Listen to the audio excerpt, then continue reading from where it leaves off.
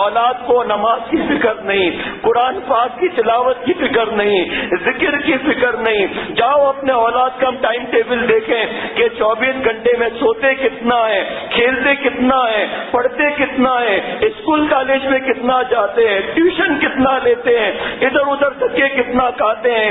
ذرا کچھ ہوا گیم گیم گیم گیم. پوچھو اپنے اولاد سے کہ بیٹا کلمے کی تصویر پڑھی کبھی؟ پیار سے کچھ کھلا کر، بیٹا 100 دفعہ کلمہ شریف، چہرہ چودھویں کے چاند کی طرف چمکے گا.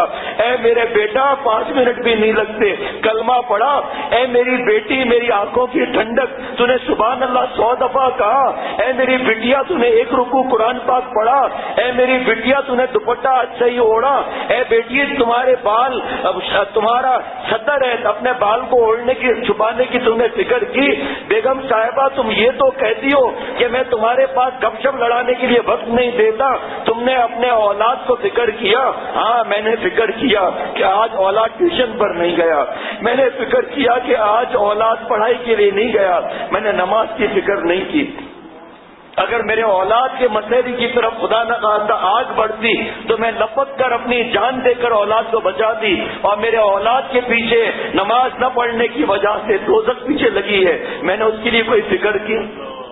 کیا جوان بیٹوں کو ڈنڈے مار کے اٹھائیں گے؟ کتنے دن ڈنڈے ماریں گے میرے دوستوں اور ساتھیوں، لیکن بالغ ہونے تک پوری کوشش کریں گے، جان کی بازی لگائیں گے.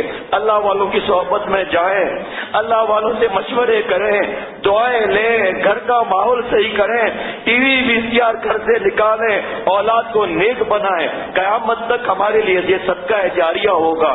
اور اگر گناہ میں ہم نے ان کو اجازتیں دے دی تو ہمارے اوپر بھی اس گناہ کا وبال آئے گا کہ اجازت تو تو نے دی تھی نا. دوزخ کا پیٹ دوزخیوں سے نہیں بھرا، گناہ کا پیٹ گناہ سے نہیں بھرتا. احمقوں کی جنت میں رہتے ہیں جو کہتے ہیں گناہ کی اجازت دو، خود تھک جائیں گے. ارے ایک گناہ کے بعد دوسرا گناہ کرنا ایسا ہے جیسے آگ میں آگ کو ڈالنا.